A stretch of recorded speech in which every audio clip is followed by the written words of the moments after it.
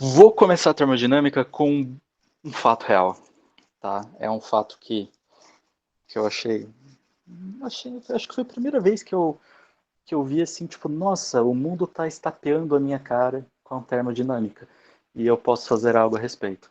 É, fui num Xerox, vou contar um caos, fui num Xerox e nesse Xerox tinha lá o cara do Xerox numa sala muito pequena. O triste é que era uma sala, era um prédio que só tinha coisa de engenharia mecânica e ninguém falou pro cara. Mas em cima da mesa do cara tinha um ar-condicionado gigante daqueles de janela. Em cima da mesa do cara. Com a sala toda fechada e ele tava com o ar-condicionado ligado. E tava um dia quente pra caramba. Daí eu entrei na sala, parei lá no balcãozinho, daí eu fiz assim, eu entrei, vi, daí o que eu fiz? Eu dei uns 3 passos para trás, senti como é que estava a temperatura no corredor, entrei de novo e falei, ô meu amigo, tua sala vai ficar mais quente com esse troço ligado, tá? Daí ele falou, mas é mesmo? Porque ele estava de frente assim pro ventinho, sabe? Que estava ligeiramente menos quente do que o que estava em volta dele. Daí eu comentei com o cara e vi, testei, né? Na minha pele e a pele dele também estava testando que aquela máquina térmica funcionando lá dentro, tá? Era só motor funcionando, serpentina, fluido de trabalho para lá e para cá, tava aquecendo a sala dele. Mas daí a gente pode perguntar ao professor, essa máquina ela não gera ar frio, ela gera ar frio, que nem a geladeira gera o ar frio que está ali dentro dela, ela esfria o ar que está ali dentro. Só que ela gasta energia para fazer isso. Então a gente tem que enfiar eletricidade dentro daquela máquina para que ela consiga, em um lado, gerar uma superfície fria e do outro lado ela tem que descontar toda essa energia. Então ela tem que descontar toda a energia que ela roubou lá do lado frio, mais a energia que foi enfiada dentro dela por eletricidade, ok? Então se a gente imaginar, se a gente fechar essa sala e imaginar que, tá, beleza, o ar está recirculando, digamos que ele sai da frente, dá uma circulada, vai lá para trás, fica nesse jogo de esquenta, esfria, esquenta, esfria, esquenta, esfria, mas no fim das contas o que está acontecendo, e isso não acrescenta em nada, o esquenta, esfria, não aumenta o calor por causa disso. Mas o que aumenta o estado, a quantidade de energia dentro dessa sala é a energia elétrica que está entrando ali dentro. Né? Então, se a gente pensar nisso aqui como se fosse um volume de controle, pô, a gente tem ali energia entrando e a gente não tem energia saindo, porque as paredes estão fechadas, as janelas estão fechadas e não tem um escape de energia disso aí, ok? Então, aquele exemplo lá, ele, e esse exemplo aqui, no caso, ele faz a gente introduzir alguns conceitos, tá? O Senja usa um exemplo similar, tá? Eu quis usar esse aqui porque estava aqui na minha mão, no meu coração. Então, a gente consegue, com isso, relacionar energia, calor e temperatura, que já são entidades aí, né, que vão ser muito presentes dentro da nossa termodinâmica, ok? E a gente tem que questionar aí como é que essas grandezas se relacionam, ok? Temos aqui, ó, a gente consegue imaginar situações onde o calor é convertido em trabalho. Então, se a gente pensar, hum, vamos imaginar que a gente pega uma panela de pressão, tira a válvula dela e ali na frente, onde sai o vapor com alta velocidade, a gente pode colocar uma turbininha. Tipo aquelas turbininhas de brinquedo para simular sisteminha eólico, tá? A gente ali vai estar fazendo uma conversão de calor em trabalho, ok? A gente tem a energia química do combustível queimando, liberando aquela energia química, transformando aquela energia térmica, manda essa energia térmica para a substância que está ali dentro, e daí isso a gente consegue converter em trabalho. Vai ter uma eficiência boa? Não, não vai. Né? Ainda mais nesse nosso exemplo, se for literal do jeito que eu falei, não é uma boa. Tá? A gente consegue converter trabalho em energia? Ah, consegue. Então, se a gente pensa, por exemplo, numa. Deixa eu pensar aqui. Tem umas. Deixa eu pensar no caso bem que a gente sente. A gente pode pensar que na nossa esteira da academia podia ter um geradorzinho elétrico, por que não, né? Então, bota ali um humano ali para caminhar em cima e bota ali um geradorzinho elétrico, tá? A gente pode pensar em coisas mais diretas. como, por exemplo, o trabalho da energia potencial gravitacional escoando água numa turbina, numa usina hidrelétrica. Tá? A gente tem ali uma conversão de trabalho da força-peso, convertendo energia, né, no gerador. E energia convertendo em calor, a gente consegue aí pensar num secador de cabelo, um forno elétrico, tá? O contrário, calor tem como transformar calor em energia? Tem. Tem. Primeiro que eu já acho estranha essa frase, né? Porque para mim calor é energia, mas transformar essa coisa, essa entidade que tem como força motriz a diferença de temperatura, que é o calor, em outra forma de energia, tem. A gente pode pensar em. Tem umas plaquinhas, vocês podem procurar como efeito Peltier ou efeito Seebeck, tá? Eu não lembro qual é qual. Um deles converte diferença de temperatura no material semicondutor em diferença de potencial, e o outro faz o contrário. Quando a gente aplica uma diferença de potencial ao redor de um material semicondutor, um lado do material esfria, outro lado do material esquenta. Tá? Então, às vezes é utilizado em alguns sistemas compactos de refrigeração, tá? Bem pequenininho. Às vezes a galera usa isso para resfriar chip de computador, processador, aí para dar um overclock a mais ali. Ok? Converter energia em trabalho, motor, faz isso direto, e converter trabalho em calor, esfregar a mão uma na outra, a gente converte. Tá? A gente consegue aí com atrito da mão na mão, converter trabalho em calor. Okay? Então, em todos os sentidos, aí a gente consegue fazer esse troço funcionar. Tudo isso vai estar relacionado à eficiência de conversão. Tá? Nada disso vem de graça, a gente não consegue aproveitar toda uma das formas de energia na transformação de outra. Tá? Isso não vai rolar. Talvez, assim, se a gente pensar em enfiar uma resistência elétrica dentro de um tambor d'água, eu acho que talvez a gente consiga ali converter toda aquela energia colocada ali dentro em calor. Mas daí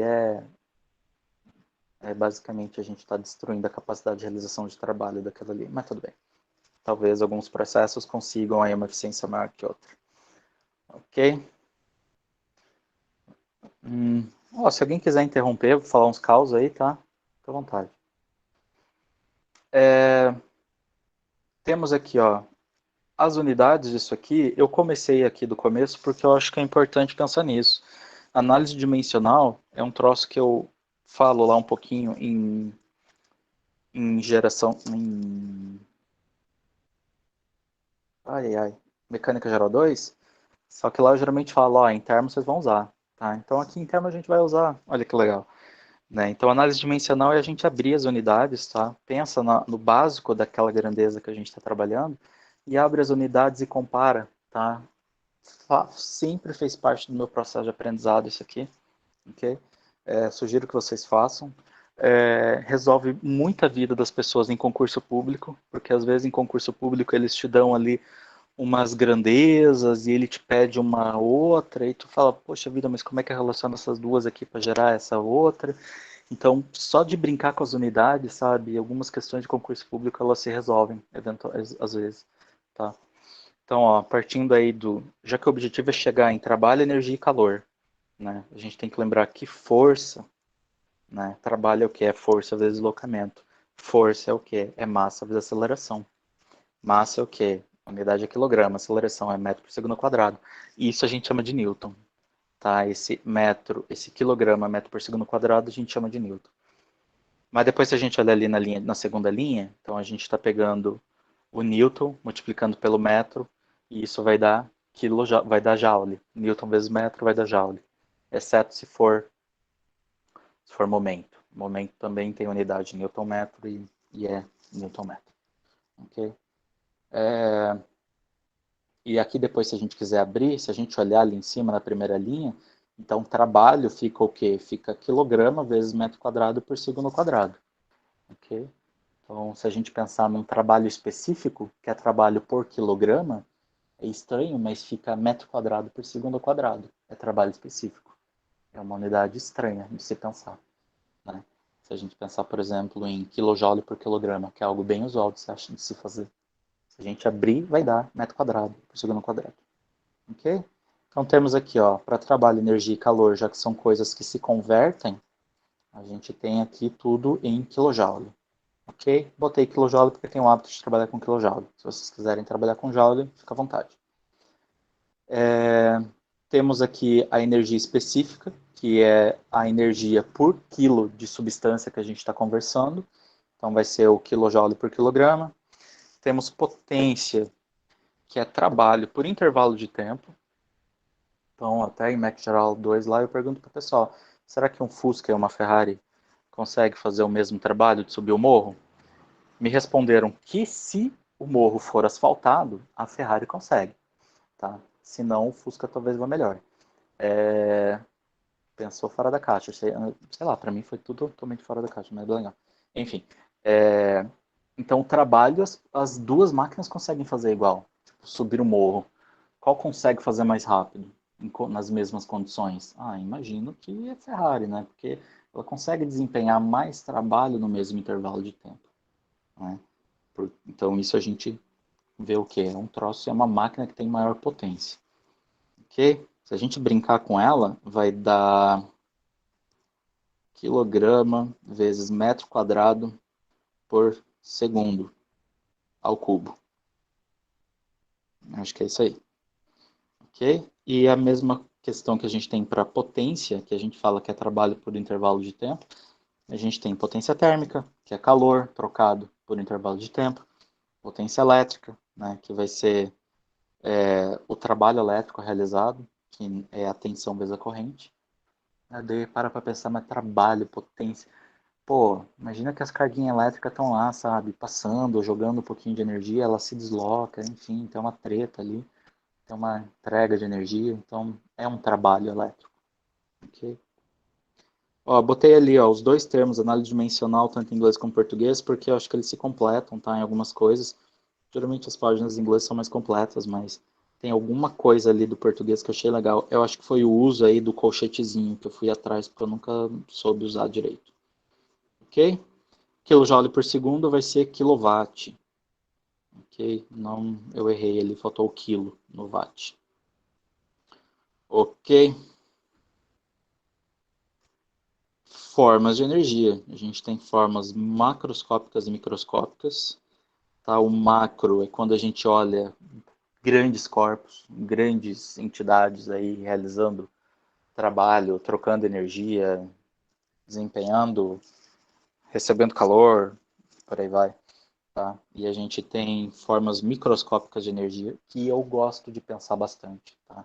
Eu acho que pensar nesse modelinho microscópico aí, ele ajuda bastante em algumas interpretações aí de termodinâmica. Tá? Acho que ajuda bastante, acho que facilita a vida. Ok? Aí nessa figurinha a gente tem energia cinética, energia potencial elástica, energia potencial gravitacional, e tem ali, ó, diferentes estados de agitação, diferentes tipos de agitação das partículas, tanto átomo quanto molécula, tá? Então, todos esses tipos de agitação é uma energia que a substância guarda, ok? Se a gente conseguisse parar, né, se a gente conseguisse ou trazer muito perto do parado, né, congelar uma partícula dessa, daí a gente pode falar que essa partícula não tem mais energia. Daí isso seria se aproximar do zero Kelvin, ok? Tem como se aproximar muito do zero Kelvin? Tem. Que daí é com as físicas loucas aí, né? Mas tem. Essa figura não se mexe, é uma pena. E acreditem, elas tremem, tá? A pretinha treme, ela fica tremendo ali, se chacoalhando aquelas moléculazinhas ali. E a branca, ela fica essas bolinhas se chutando para lá e para cá. Ok. Acho que se vocês procurarem por, sei lá, tipo Constant Boltzmann, alguma coisa assim, vocês vão encontrar no Wikipedia, vocês vão encontrar essa figurinha, a branquinha ali, ok? E ali no terceiro, a figurinha eu coloquei ali porque eu achei bacana, uma ideinha, né, tipo, para segurar um átomo, né, como conseguir congelar essa movimentação. Seria tipo uma armadilha magnética feita com laser e coisas de física de gente muito topzera, ok? Que a galera consegue aí dar umas congeladas aí nos átomos, ou fazendo isso com grupos de átomos para representar átomos menores, coisas assim, viagens acontecem, ok? A própria atividade microscópica, ela é uma forma que ela se representa para a gente como temperatura. Até que eu comentei ali, né, isso a gente já sabe, já do senso comum quase. Então, a temperatura ela é uma representação do grau de agitação das moléculas. Okay? Se as moléculas se agitam muito, a gente tem alta temperatura. Se as moléculas estão ali de boa, no voluminho tranquilo delas, de repente a gente vai lá e comprime ela, tipo, diminui em metade o volume que elas têm, a quantidade de energia que tem ali dentro, até se a gente dizer que a gente acabou, o que eu acabei de falar foi a realização de trabalho, né, sobre essas partículas. Então a gente aumentou o grau de energia delas, diminuiu o espaço que essas moléculas têm para se agitar. Então isso aí vai ser um indicativo de um aumento de temperatura, ok? Se a gente expande, a gente faz o serviço contrário, tá? A gente deixa essas partículas realizarem trabalho sobre o meio, expande esse volume, e daí elas têm mais espaço para se deslocar e elas vão ter mais, não vão acontecer tantos choques entre elas. Então isso vai promover com que elas tenham um nível de agitação menor e, consequentemente, uma diminuição da temperatura. Isso vai se traduzir numa diminuição de temperatura. Ok? Eu comentei ali do zero Kelvin, né? Fala, se ela parasse, é zero Kelvin. Tá? Parou, é zero Kelvin. Eu não vou viajar. Não vou ficar viajando loucamente. Mas, tempo atrás eu vi um vídeo que questionava. A gente sabe que existe uma temperatura mínima, né? Será que existe uma temperatura máxima? Será que chegaria a um nível de agitação de moléculas que algo acontece? Né? Então, eu não entendi nada do vídeo. Mas, assim, é um nível de energia tão absurdo que seria algo, tipo, chegaria numa singularidade bizarra e, sei lá, falaram coisas tipo buraco negro, esse tipo de coisa que eu não vou me meter, não vou me meter, mas fica a pergunta, né? Se existe uma temperatura mínima, o que que acontece na máxima, né? Acho que é uma pergunta possível de ser feita. As formas macroscópicas aqui a gente já conhece, né? Energia cinética com mv quadrado sobre 2, a gente já sabe isso de corda de segundo grau, kx quadrado sobre 2, o mgh, o mgz, para energia potencial gravitacional, ok? Tá aqui de novo a energia específica em kJ por quilograma. Energia pode ser térmica, mecânica, cinética, potencial, elétrica, magnética, química e nuclear. E as somas delas constituem a energia total E de um sistema. Okay? Esta foi uma frase copiada do livro. Parei para pensar se eu conseguia achar uma outra forma de energia aqui. Não achei. Dentro do potencial tem o gravitacional e elástico, o potencial elétrico, eu também chamaria de potencial, mas ele botou a elétrica ali. Química, nuclear, não consigo pensar em outra. Okay? Vocês estão aí ainda? Sim, estamos. Sim. Estão entediados? Positivo? Não. Não, tá bem bacana. Tá. Nem um pouco. Então tá. Tá bom. Eu também não prometo diversão, tá? Mas a gente pode tentar fazer algo para melhorar o tédio. Mas tá bom, vamos lá. Vou beber uma aguinha. Aqui, ó, o grande E, ok?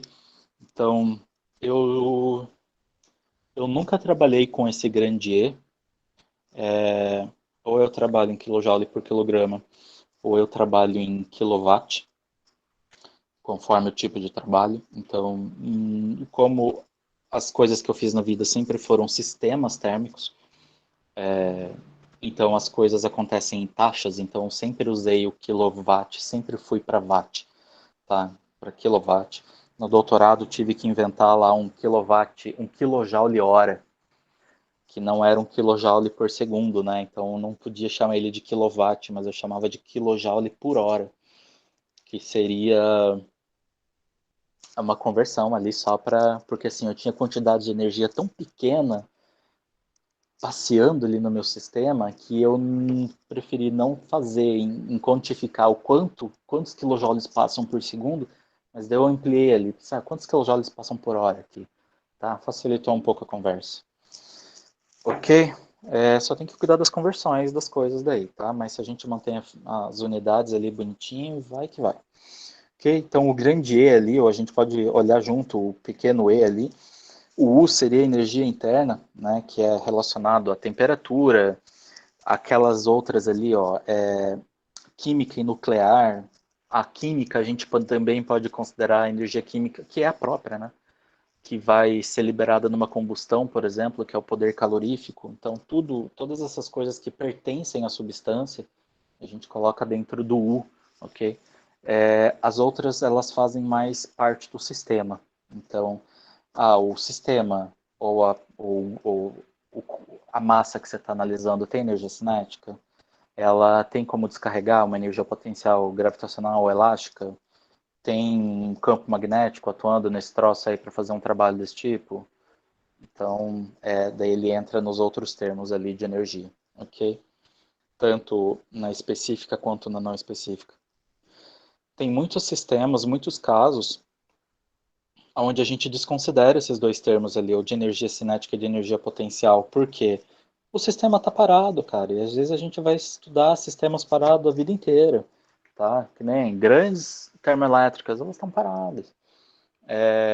Vai dizer que, meu professor, essa água tem que ir morro acima. Tem, mas eventualmente ela vem morro abaixo, entende? Então, a água que foi morro acima, a gente teve que entregar trabalho para ela, mas quando ela desce morro abaixo, ela devolve. Então, geralmente a variação de energia potencial gravitacional, é, ela é desprezada. A variação de energia potencial gravitacional é desprezada, né? A variação de energia cinética também. Então, os sistemas estão paradinho ali, ó, cara, tão bonitinho parado ali, ok? Então a gente vai chamar isso aí de sistemas estacionários. Eu tenho receio desse termo estacionário, porque às vezes ele pode ser confundido com sistema regime permanente, tá? Ou eu que estou confundindo agora, mas não gostei dessa palavra aí. Mas enfim, ele está parado e ele não tem variação de energia cinética nem potencial. Eu acho que eu falaria assim, ok? É isso aí. Aqui, ó, sistema. A gente já falou de um sisteminha ali. Então, quando a gente tem sistemas complexos, tá? Às vezes é muito conveniente a gente dividir essa análise em pequenos volumes, ok? Então, nesse sistema complexo aí, que esse motor, eu escolhi ali, ó, agora eu vou começar a rabiscar, porque dá vontade de rabiscar. Como é que eu rabisco aqui? Não vai deixar eu rabiscar?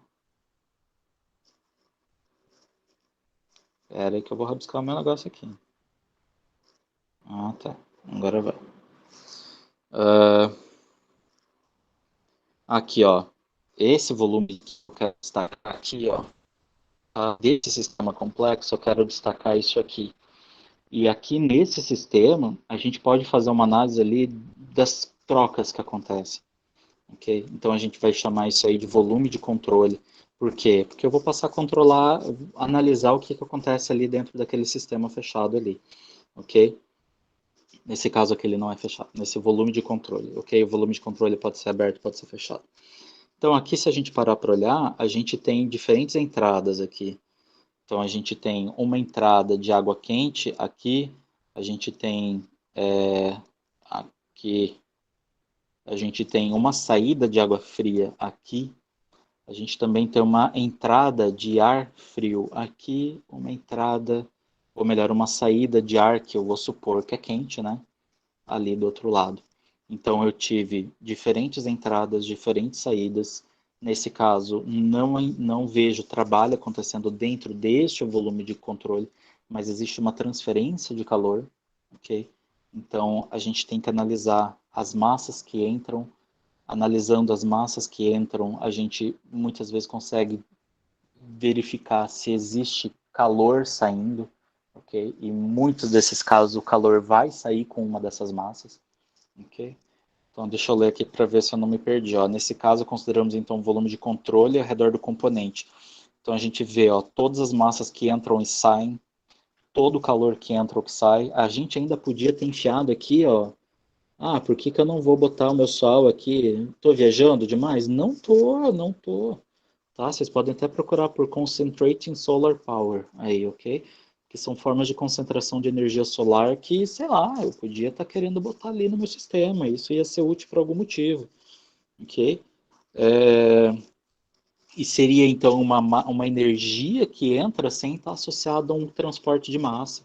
Tá? É só uma energia que entra mesmo. E um trabalho que entra ou que sai.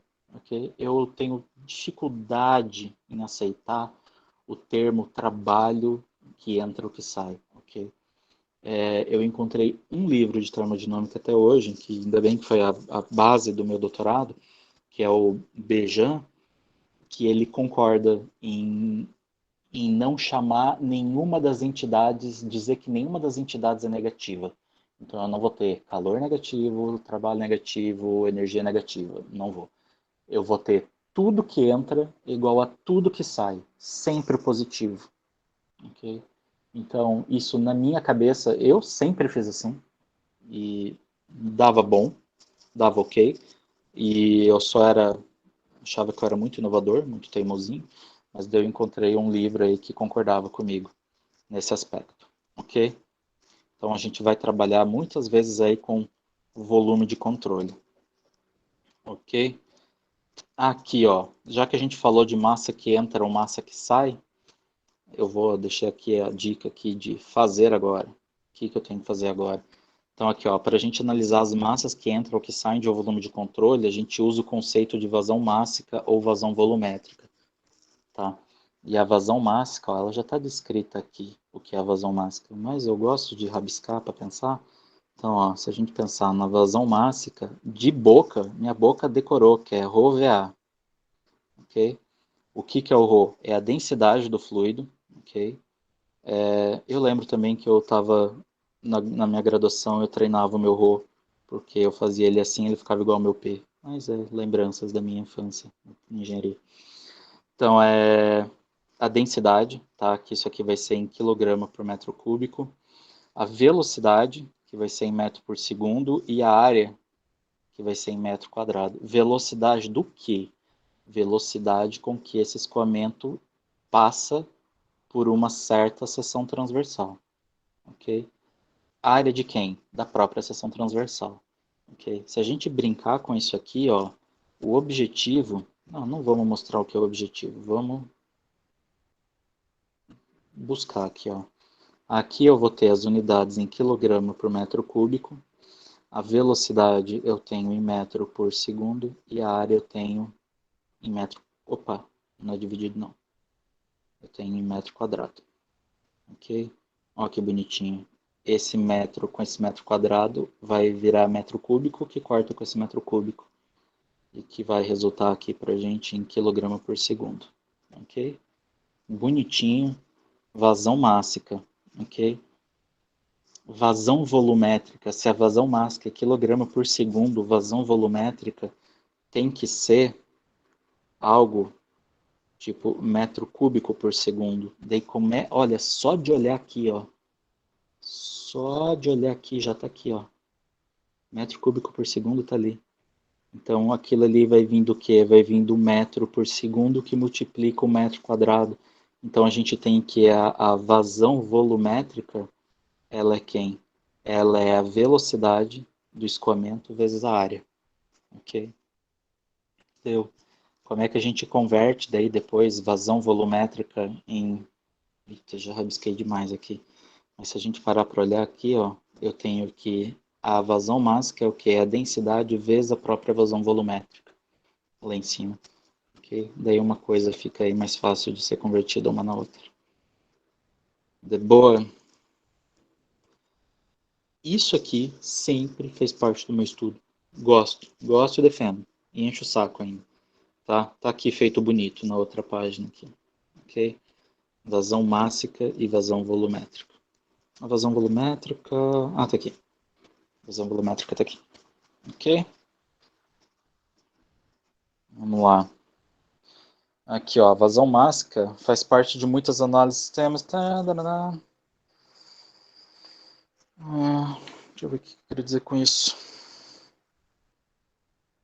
Ah, não, isso aqui, ó, eu até estava revendo essa aula esses dias, pensei, o que eu queria ver com isso? Era só isso aqui, ó. Eu só queria brincar com isso. Aqui, ó, ele está falando que em kJ por segundo ou quilowatt, tá? E isso sai da onde? Sai da vazão mássica aqui, ó. O M ponto, que é quilograma por segundo, vezes a energia específica, que é o quê? Que é quilojoule por quilograma. A gente corta quilograma com quilograma e a gente sai feliz daqui, ó, com quilojoule por segundo, que a gente vai dizer que é igual a quilowatt. Ok? Só para viajar, né, já que eu falei que eu mantive lá o troço em kilojoule por segundo por hora, mas que absurdo é esse? Como é que eu faço isso? Eu olho para esse troço aqui e penso, eu quero hora embaixo. Quantos segundos tem uma hora? Tem 3.600 segundos. Tô mentindo com isso aqui? Uma hora é igual a 3.600 segundos, então isso aqui é multiplicar por 1. Eu estou pegando esta grandeza e multiplicando por 1. Só que agora eu posso cortar aqui e sair felizinho aqui, ó, com 1 kJ por hora. E isso aqui tem unidade de quê? De potência. Okay? Isso aqui tem unidade de potência. Por quê? Porque é energia por tempo. Trabalho por tempo. Okay? Esse aqui é um extra. Não é para pirar com isso. Okay? Formas de energia. Aqui, ó. Quando a gente tem duas formas de energia que a gente olha para a substância e dentro da termodinâmica e que geralmente é associado uma delas ao quando não é, a gente tem energia química, energia nuclear, energia não sei o que, não sei o que, mas quando a energia é simplesmente associada à transferência de calor para a substância, a gente tem duas que eu lembro que eu uso e que eu já vi na vida, que é a energia sensível e a energia latente, ok? Eu sempre tive dúvida nesses nomes porque eu não gosto de decorar coisa. Tem coisa que eu acho macete, daí eu decoro para a vida inteira. Mas isso aqui não tinha um macete bom, né? Daí eu tentei inventar um macete bom aqui agora, mas vamos lá. Então, a energia sensível, ela é associada à energia cinética das partículas, ok? Ela é sensível à mudança de temperatura, né? Ela é sensível ao grau de agitação das partículas, ok? Então, aqui uma redundância. As escalas de temperatura medem o grau de agitação das partículas. É redundante por quê? Porque uma coisa é a outra, tá? A escala de temperatura, ou melhor, a temperatura, ela é um indicativo da agitação das partículas, ok? E daí eu coloquei essa redundância para quê? Para a gente lembrar que a agitação de partículas aqui, ó, tá relacionado com a temperatura desse troço, ok? Então isso aqui, ó, é energia sensível. O que isso quer dizer na prática? Eu tenho lá minha bacia d'água e eu coloco tantos quilojoules de calor nela que eu peguei lá os meus gramas de GLP, queimei eles, então eu sei exatamente que eu queimei aquela quantidade de calor e a gente vê um aumento de temperatura. Então a gente fornece calor para aquela massa de água e a gente permite com que ela aumente de temperatura. Então é um calor sensível, ok? É uma forma incrível de armazenar energia? Depende do tamanho, minha pergunta foi péssima, né? Porque depende do tamanho, depende da aplicação, depende do que você precisa, né? Foi uma péssima pergunta. Mas a pergunta seria, talvez, é a melhor forma que a gente tem? Não, também péssimo. Dá para armazenar energia dentro? Dá. Muita por massa? Depende muito, né? Eu só estou me enrolando cada vez mais. Mas assim, ela, comparado com a mudança de fase, aquilo que a partícula consegue armazenar simplesmente no seu grau de agitação, no seu calor sensível, geralmente é pouco, ok? Tanto é que grandes trocadores de calor industriais, eles geralmente têm uma caldeira, a galera tem uma caldeira tipo Araupel. Araupel seca um monte de madeira. A Santa Maria seca um bocado de papel. Eles querem secar coisas. Eles têm caldeiras, eles não têm um grande secador de cabelo. Entende? Eles não estão usando ar simplesmente aquecido, que vai passar por ali e trocar calor. Não. Eles estão usando substâncias em mudança de fase, tá? Então eles fervem a água, eles pegam a água, deixam ela como um fluido, como um vapor, e daí esse vapor eles vão passar no trocador de calor, e daí quando esse vapor encontra uma superfície fria, ele derrama calor, ele entrega muito calor, que é uma forma eficiente de transferência de calor. É isso que eu quero dizer. Simplesmente ficar passando uma água morna para sair uma água menos morna não é um bom negócio.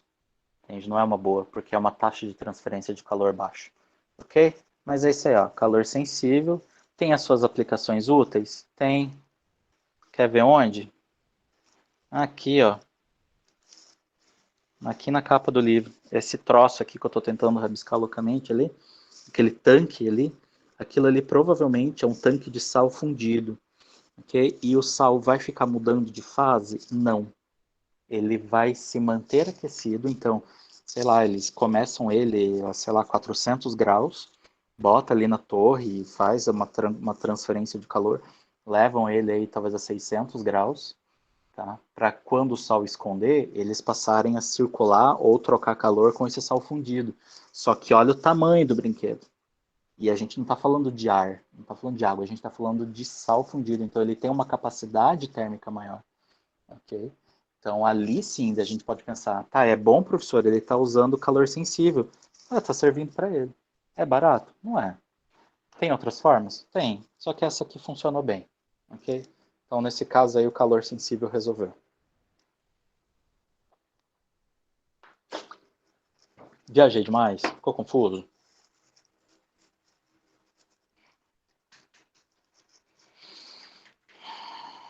Oh, alguém fez uma pergunta aí, conta um caos. Ah, eu viajei num Viu? lugar, Se num der para troço. dar Oi, uma retomada, assim, qual parte? geralzinha ali do sensível, Tá, da dá. energia sensível. Só uma retomadinha, assim, para criar uma lógica na minha cabeça. Tá, é assim. Se a gente pensar, eu vou pensar no caso clássico, tá? Deixa eu ver onde eu. Aqui, ó. Digamos que a gente tem gelo, tá? Esquece o título aqui, tá? Porque eu estou usando só a figurinha. Digamos que eu tenho gelo a menos 10 graus Celsius. E eu vou esquentar esse gelo até ele virar gelo a 0 graus Celsius. Daí depois eu vou derreter essa substância até. Deixa eu escrever derreter aqui, ó. Derreter. Vai ser muito mais fácil, acho que pensar assim. Ok? Derreter para a água. E daí depois a gente segue para frente. Quando eu tenho gelo a menos 10 graus e eu vou ter que esquentar ele, eu vou botar uma quantidadezinha ali de calor nele para que ele esquente. Aqui neste processo eu tenho calor sensível. Eu estou fornecendo sensível. Ou o calor que ele está armazenando dentro da substância é o tal do calor sensível, que faz ele mudar de fase, que faz ele mudar de temperatura. Tá? É associado à mudança de temperatura. Por isso que eu falei, o calor sensível, meu super macete, ele é sensível à mudança de temperatura. Tá? Então, se mudou a temperatura, a substância ou armazenou ou cedeu calor sensível. Ok? Quando esse corpo muda de fase, oxe, daí o negócio é todo diferente. Daí a gente tem uma mudança de fase física da substância. Aqui a gente tem ligações químicas muito bem estabelecidas e rígidas aqui, ok? Então a gente tem um sistema aqui muito estável. E para a gente quebrar esse sistema todo estável aqui, para se tornar um troço que tem umas ligações aqui bem vagabunda, tá? Umas ligaçõezinhas bem frágeis, a gente tem que fornecer muita energia para ele mudar de fase. Então, nesse caso aqui, esse derreter, ele vai absorver, ele vai absorver calor latente. ok? É essa a diferença. Quando a gente tem mudança de temperatura, só mudança de temperatura, a substância esquentou ou esfriou. Ou aqui agora eu posso pensar em água que sai de 0 grau, água que sai de 0 graus Celsius para água que sai até 99 graus Celsius. Isso aqui é o que? É calor sensível.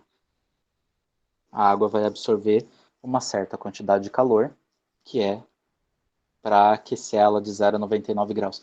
Que quantidade de calor é o calor sensível? Eu precisava de um lugar para rabiscar aqui. Acabei de descobrir que eu preciso. Mas vamos lá. Calor latente, calor não. Eu vou rabiscar aqui, depois eu justo. O calor sensível é o queimacete. Não sei se vocês lembram dele. MCP ΔT. Esse aqui é o calor sensível. Qual é a massa de água que eu tenho? Qual é a massa de substância que eu tenho? Qual é o calor específico da substância? E quanto que ele vai mudar de temperatura? Isso vai determinar o calor sensível. O calor latente é o que mole. É o que M, HLV. Vamos pensar em sólido líquido. Então, é o que? Quanto de calor eu tenho que fornecer para que aquela massa de substância mude de fase de sólido para líquido. Daí isso aqui é latente, calor latente. Ok? Ok, muito ok. Ok, que bom. Eu vou ver se eu... Ah, tá rabiscado aqui, tá feio, mas tá ok. Tá? Deixa eu ver. O que eu queria falar desse slide aqui. As energias internas também estão associadas a diversas formas de ligação. Tá. Aqui, ó. As forças, isso é verdade. As forças que ligam as moléculas entre si são mais fortes nos sólidos e mais fracas nos gases, com a água estando ali no meio termo. Entende? Então, é só repetir e enfatizar isso, tá? Que para a gente mudar de fase da substância, a gente tem que fornecer uma quantidade de calor muito maior para que a gente mude a estrutura da substância. Tá? Então, ele sai de uma forma de estrutura física ali das suas ligações para uma outra forma, ok? Daí ele sai de um cristalino para um líquido, ou de líquido para gasoso, onde as interações moleculares são muito fracas, tá? Eu não quem sou eu para dizer que é ausente? Eu ia dizer que é muito fraca, ok? Deve rolar, né? Aqui, ó, se for energia, isso aqui vai ser redundante, já falei. Se for adicionada energia suficiente às moléculas de um sólido ou de um líquido, elas superam essas forças moleculares, transformando a substância em um gás, tá? Se for no líquido, no caso. Esse é um processo de mudança de fase, tanto faz, tá? Qualquer uma dessas mudanças de fase aqui, a gente vai ter calor latente. Latente aqui, ok? Que é latente.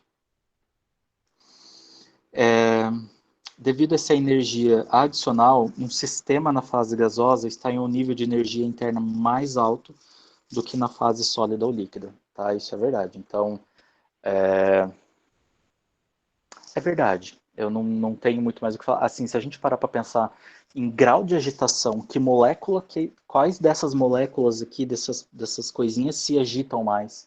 Mas, meu Deus, ó, o gás pode ir para qualquer lado. Ah, vai lá para outro canto, volta, pirei, né? Mas é isso aí, cara. O gás tem o volume dele para trocar, para agitar. Entende? O líquido não. O líquido já está contido ali dentro daquele volume que contém ele. O sólido ele está contido no seu próprio volume.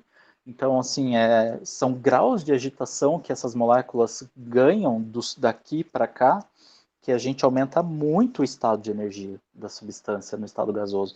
A gente fala, mas não tem mais ligaçãozinha entre elas. Não interessa, elas estão pirando, elas estão loucaças, elas estão agitando para todo quanto é lado. Então, aquilo ali é associado a um grau de energia muito mais alto do que os outros, ok? Ó, só que se a gente parar para pensar num ciclo, tá? Que a gente sai de sólido para líquido e depois de líquido para gás. Então, o fluido absorve energia, ele absorve calor latente. Eu tinha uma coisa de dicionário aqui. É lá onde está no dicionário, eu gosto muito do dicionário. Vamos lá. Então ele absorve calor latente para ele aumentando de grau de energia, indo para fases mais energéticas. Ok? Exemplo, fogão fervendo água. Tá? A gente pode partir aí do fogão com gelo, um bloco de gelo. A gente esquenta e fica vendo a água derreter, depois, né, a água ferve, evapora e por aí vai. Ok? Isso aqui é a substância absorvendo o calor que o fogão está fornecendo para ele. Ok? Aqui, ó, o fluido absorve. Ele absorve energia.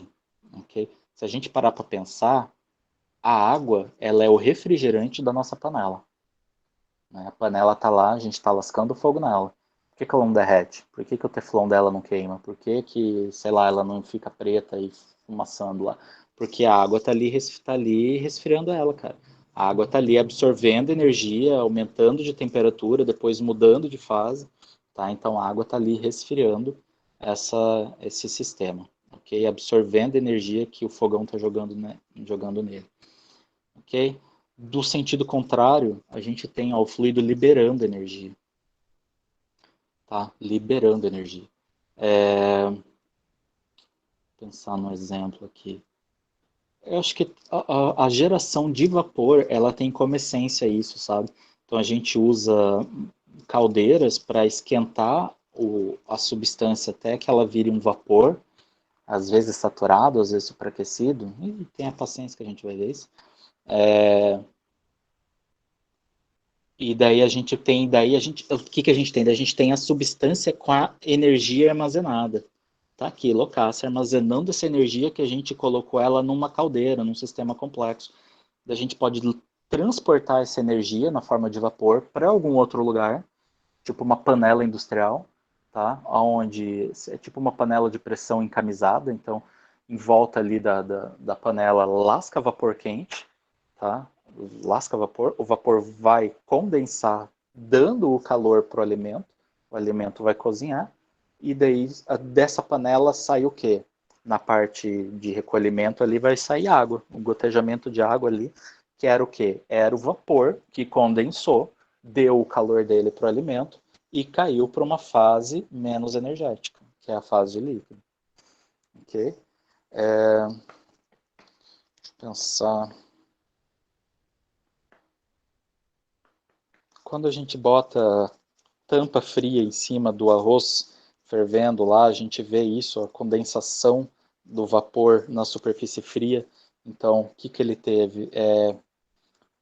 O vapor liberou energia na superfície fria, tá? Para poder mudar de fase. Ok? Não sei se eu... um dia, quando eu era criança, assisti um filme de terror meio feio, assim. Eu não lembro o filme que era. Eu acho que era terror. Mas eles pegavam pessoas assim e amarravam na frente de tubulações de vapor saturado assim. E era feio. Muito ruim, muito triste. Mas vapor, né? Vapor quente ferve coisa. Cara, indústrias que vão utilizar isso. É quase mais fácil falar das indústrias que não vão, né? Apesar que tem muito tipo de indústria, mas indústria de alimento para ferver, esterilizar, amolecer, vai usar vapor.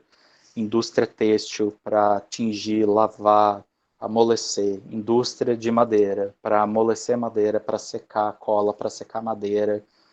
Indústria petroquímica é voltada no vapor para tudo, tanto para fornecer calor quanto para absorver calor, né? Porque lá o objetivo é destilar o petróleo pesado, né, em fases mais leves, né, de gás cada vez que evaporam em temperaturas mais altas. Vai dizer que o ar não pode condensar? Pode, baixa a temperatura suficiente que a gente faz toda essa fase de, de gás para líquido, não sei se dá para congelar eles, não sei, mas, né, sei lá, deve dar. Ok?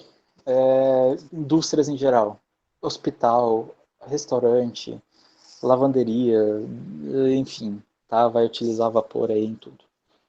Revolução Industrial surgiu porque o quê? Porque os caras bolaram uma forma de pegar energia. Eu fico fazendo isso aqui, me parece uma meba. Não quero uma meba, não é aula de biologia, é aula de termodinâmica.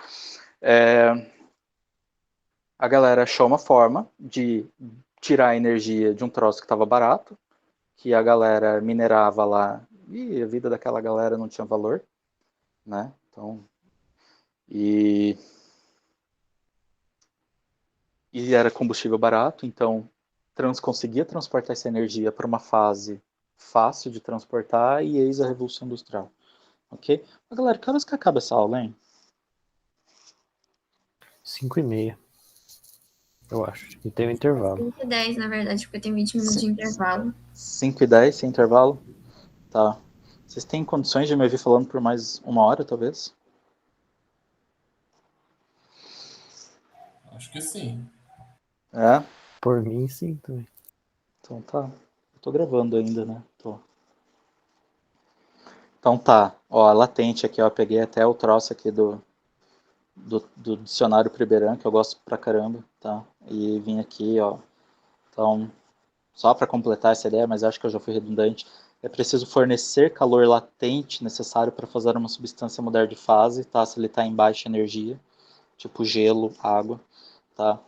É uma transferência de calor que ocorre geralmente em temperatura constante, absorve muito calor, e a gente vivencia isso, por exemplo, quando o álcool evapora da nossa pele, roubando o calor e deixando uma sensação fria na nossa pele. Ok? Então, o álcool está ali roubando calor, está evaporando, indo para uma fase mais alta e deixando a gente com menos calor. Ok?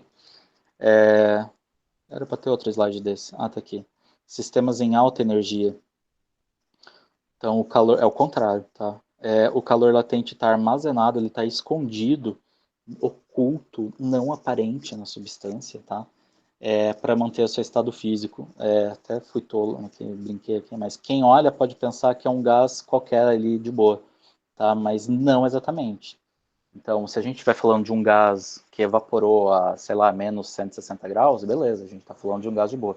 Mas se a gente soubesse, aqui tem gás, ou tem, sei lá, tem uma coisa em fase gasosa, vai ser apenas ar? Pode, vai ser sempre? Não, pode ser uma massa de vapor ali, cara. E se for uma massa de vapor de água, de acetona, de etanol, de qualquer coisa, vai ter ali uma quantidade de energia armazenada absurda ali dentro, ok? Esse tipo de calor permite a troca de muito calor por quilograma de fluido, geralmente a temperatura constante, tá? E de forma muito rápida, ok? Tanto é que a gente tem a vivência, né? De ferver a nossa aguinha, bota lá o ovinho para ferver, deixa fervendo, a gente sabe que o ovo vai ferver ali ao redor de 100 graus, a água ali, né, do ovo, então ele não vai para 120, não vai, ele não vai aumentar de temperatura enquanto ferve, é a temperatura constante, ok? Temperatura. Salvo exceções, né? Daí se a gente aumenta a pressão, daí a gente já está brincando de outra coisa. Se a gente aumenta a pressão disso aqui, essas partículas que estavam toda louca aqui, com toda a liberdade do mundo para se mover, a gente passa a trazê-las mais para perto umas das outras, né? E daí elas já não têm mais toda a liberdade do universo que elas que tinham para se movimentar, porque eu estou aumentando a pressão ao redor delas. É nesse tipo de caso que eu gosto de pensar no microscópico para pensar nas mudanças de fase da substância. Então, se a gente está aumentando a pressão e fazendo com que essas partículas fiquem mais próximas, elas tendem, a gente talvez consiga deixar elas tão próximas que elas vão, sei lá, entrar numa fase de líquido. A gente pode. Pega uma substância, aumenta tanto a pressão, elas vão se aproximar tanto que elas vão passar a voltar a interagir como se fosse um líquido.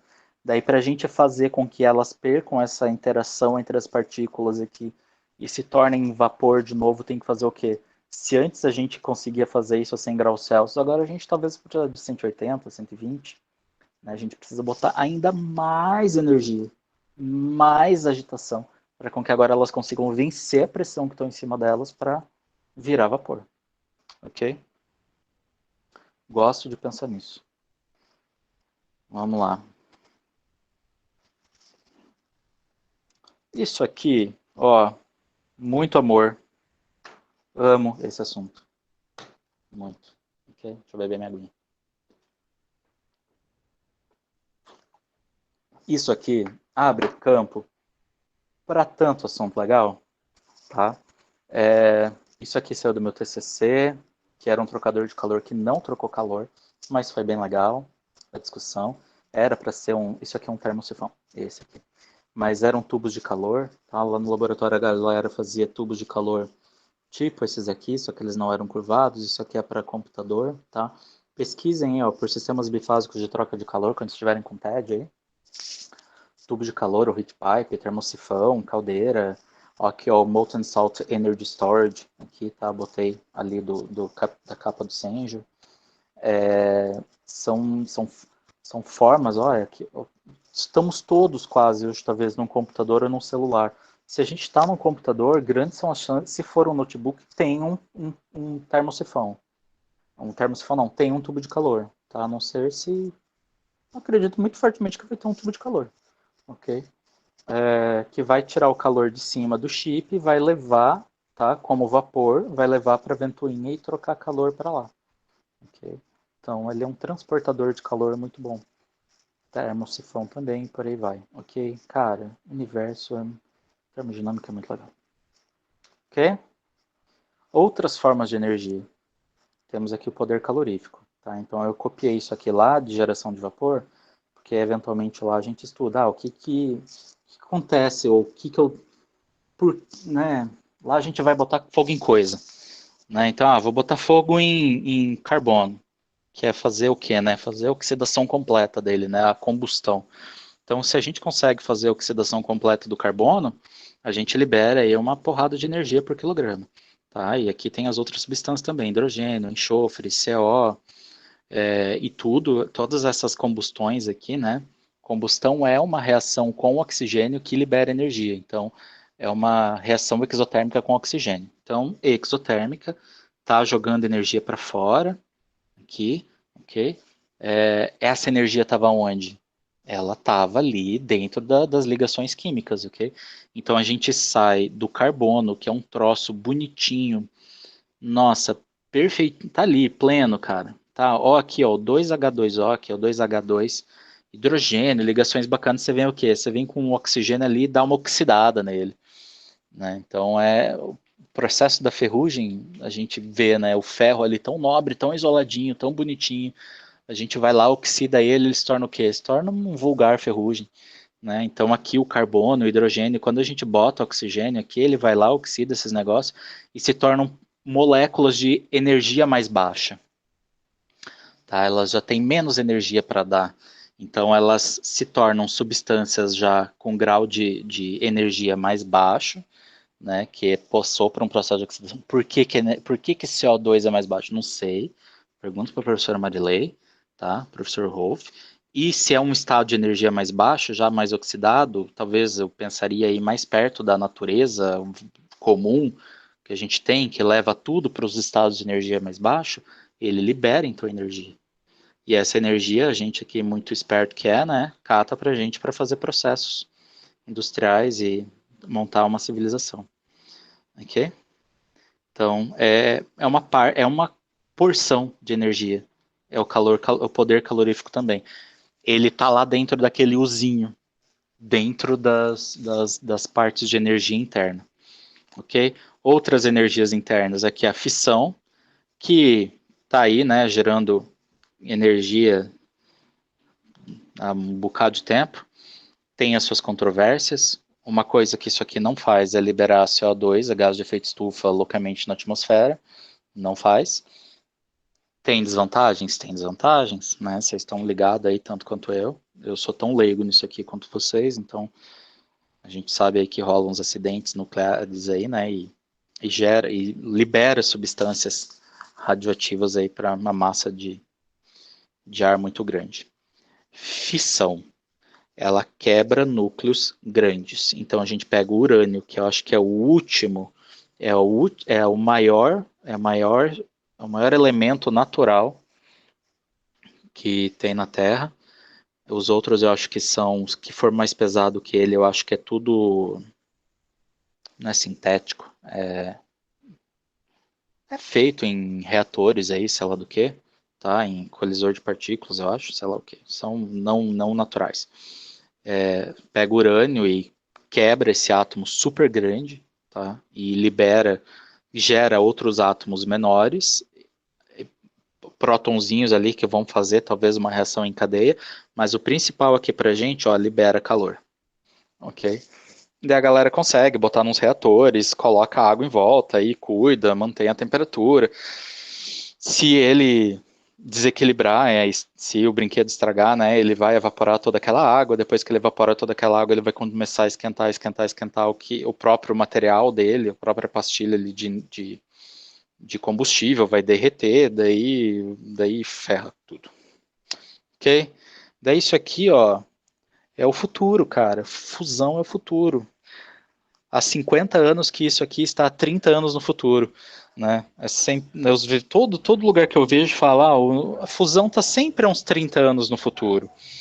E ela continua uns 30 anos no futuro. Tá? Mesmo que já tenha tido aí 50 anos, sei lá quanto, de pesquisa. Mas tem alguns projetos muito interessantes, tá? Tipo o ITER, que está surgindo aí. Está surgindo não, já está.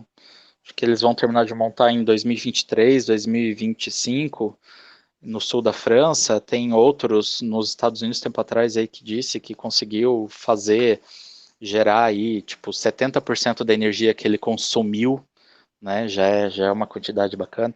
Então a fusão faz o que? A gente pega átomos pequenos, comprime eles, coloca numa pressão absurda, numa temperatura absurda, faz com que eles vençam a resistência de repelir um outro que eles têm e consegue formar átomos um pouquinho maiores que liberam energia também, que é o nosso interesse aqui, ok?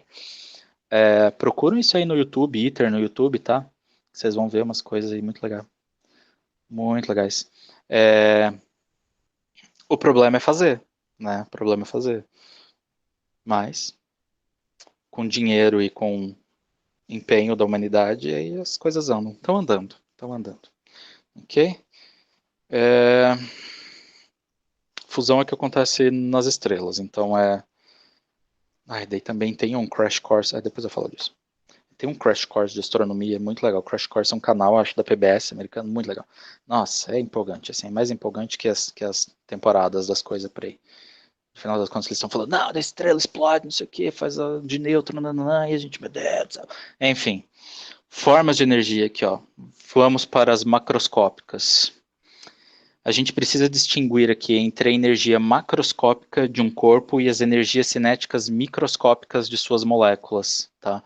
Então aqui nesse caso, a minha figurinha aqui, ela chacoalhava, tá? Ela ficava as moléculazinhas balançando aqui, e a gente vê que movimento desordenado de partícula, movimento desordenado no campo microscópico, ele não vai fornecer trabalho para a gente, porque se uma partícula bate de ti da direita para a esquerda, tem outra que bateu da esquerda para a direita, entende? Naquela massa ali que está basicamente a uma temperatura similar, então vão ser choques que acontecem ao redor de ti, uma para cada lado, que não consegue fazer assim, não, eu vou mover para lá, não vai, não vai. Então, quando a gente quer extrair energia de um sistema, a gente precisa de energia organizada, a gente precisa de um troço organizado.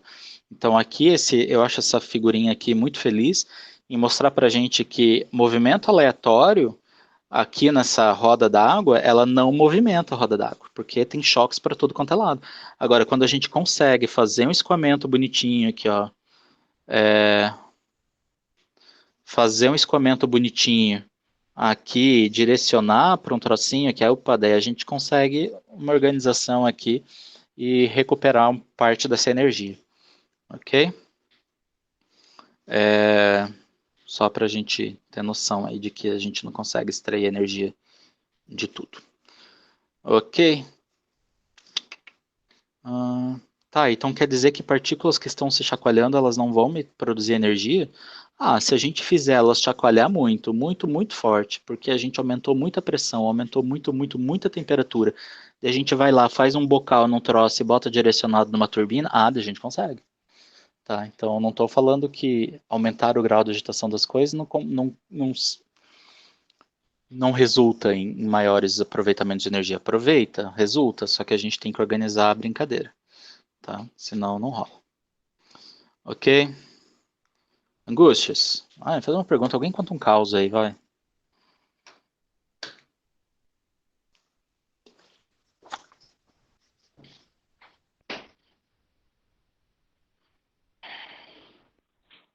Ô, professor, Oi. só um dado aleatório que o senhor estava falando de fusão nuclear, né? No Uhum. tempo do cursinho ainda, se porventura lançasse uma bomba de fusão em Irati, em Guarapuava, as pessoas teriam queimaduras do terceiro grau. Aonde? Fala de novo que eu não consegui ouvir. Se eles atirassem, por exemplo, uma bomba de fusão nuclear em Irati, em Guarapuava, Aham. as pessoas teriam queimaduras de terceiro grau. É, cara, essa forma de energia não é brincadeira, não.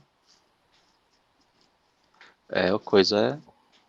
Por isso que a galera tá se esforçando tanto e botando alguns bilhões aí de dinheiros aí para conseguir captar essa forma de energia, né? Eu lembro que quando eu era moleque, algum professor comentou que uma das limitações que a humanidade tem é de energia. Se a gente tivesse energia infinitamente disponível, a gente tava com a vida resolvida, sabe? Daí eu fico pensando, mas como, né? Ah, cara, daí você bota uns processos, faz máquina, tá fácil de minerar se tu tem energia infinita, tá fácil de fundir, tá fácil de fazer material, tá fácil de fazer máquina, tá fácil de fazer processo. Daí, sei lá, entende? As coisas com energia infinita aí se resolvem. Ou não, né? Sei lá.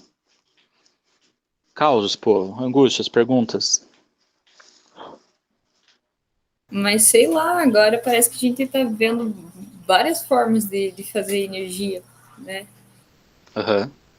Então, tipo, sei lá, por exemplo, na casa, né? Bom, sou uma pessoa jovem, mas antigamente, por exemplo, só seria da hidrelétrica, né? Aí a Uhum. gente agora tem a possibilidade de uma solar, eólica, então parece que sempre está surgindo novas formas. Até outro dia eu olhei daquele efeito pisoelétrico lá, Aham. que ele gera energia, mas acho que gera pouco, né? Mas aí aquilo foi muito novidade para mim. Eu comecei a ver que tem várias formas de gerar, mas nenhuma é tão.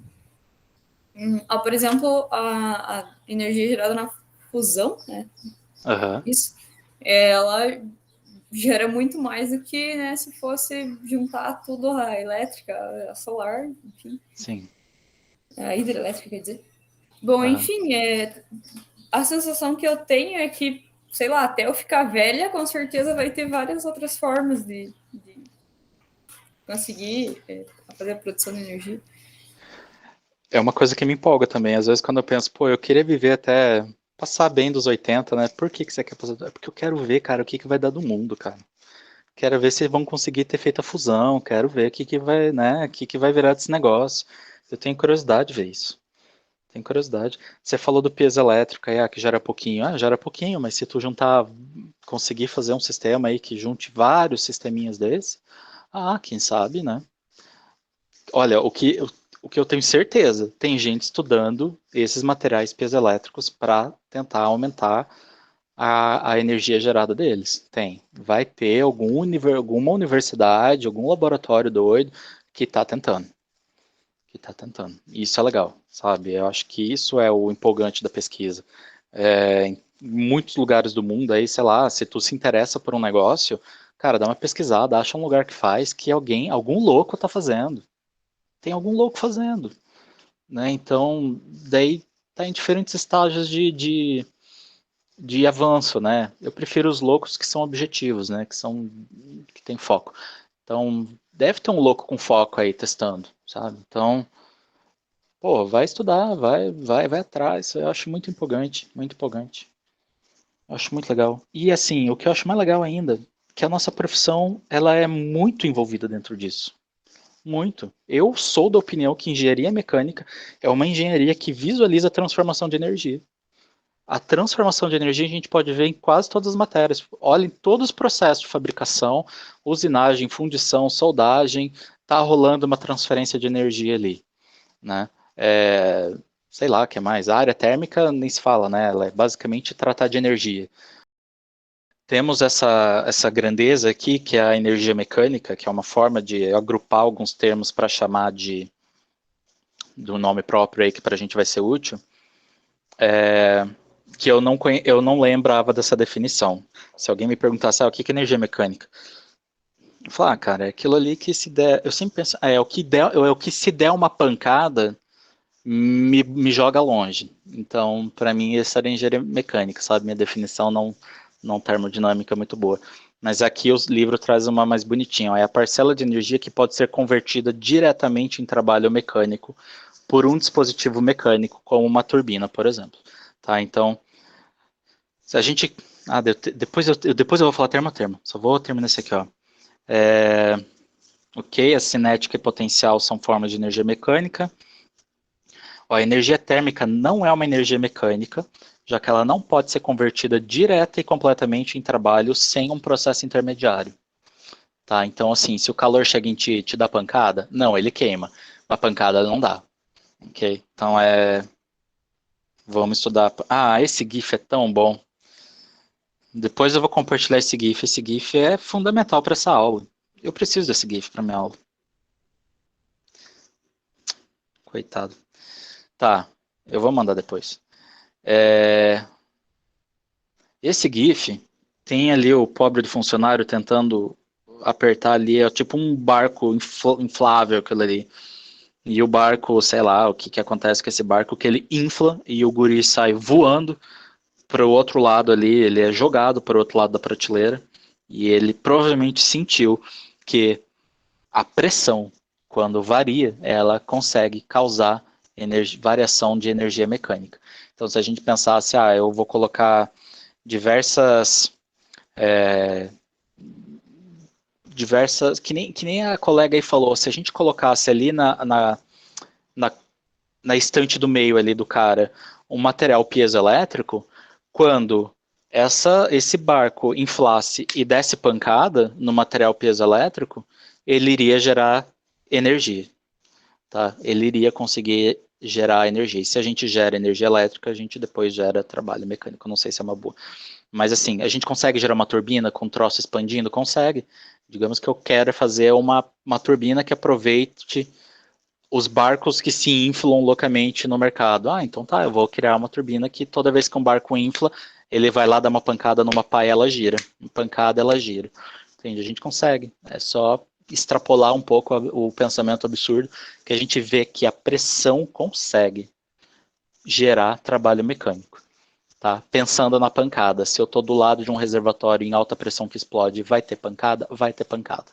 Se eu conseguisse criar turbinas que aproveitassem esse movimento do ar expandindo loucamente ali para realizar trabalho, tá feito, fechou. Tá?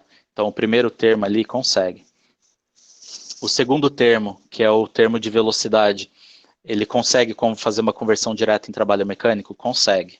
Tá? Ali o hamster estava correndo loucão, a gente podia colocar, ele tá dando velocidade àquela roda a gente podia fazer qualquer outro tipo de trabalho mecânico, bota um gerador ali, o rato, o hamster e a roda é a própria turbina, tá? Só falta para virar uma usina de geração, só falta colocar o gerador, tá? Porque ele está substituindo como se fosse a água caindo e a turbina que se move, então só faltou ligar o gerador. E aqui do lado a gente tem uma turbina na esquerda aqui, uma turbina Pelton, que faz isso. Então ela pega um escoamento ali de água bem direcionado, joga ali naquelas pás, e a água com velocidade consegue entregar para aquela pá quase toda a energia cinética dela, tá? E faz a pá girar. Então isso ali transforma diretamente também. Então o termo de velocidade também consegue transformar essa energia cinética direto em energia mecânica. Na ideia da pancada, alguma coisa com muita velocidade bate em mim, eu vou longe. Então, energia mecânica. Isso aqui é um gifzinho também, que a galera, né, que nem a colega ali comentou, tá surgindo trocentos tipos de formas de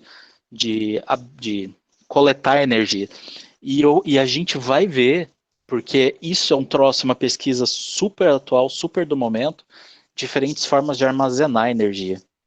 Tá? Então, como agora energia solar está muito barata e está ficando mais popular, a galera está tentando achar formas de armazenar energia excedente ao longo do dia para poder usar durante a noite. Tá? Tem horários tipo norte da Europa lá, que a galera tem agora um montão de energia eólica tem horários de madrugada que tem vento pra caramba, o norte está produzindo energia pra caramba, não tem quem consuma.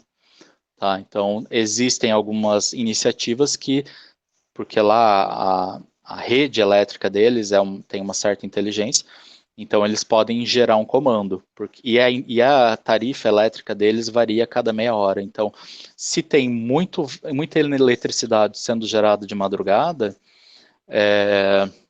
eu acho que eu desviei do assunto, mas eu já vou voltar.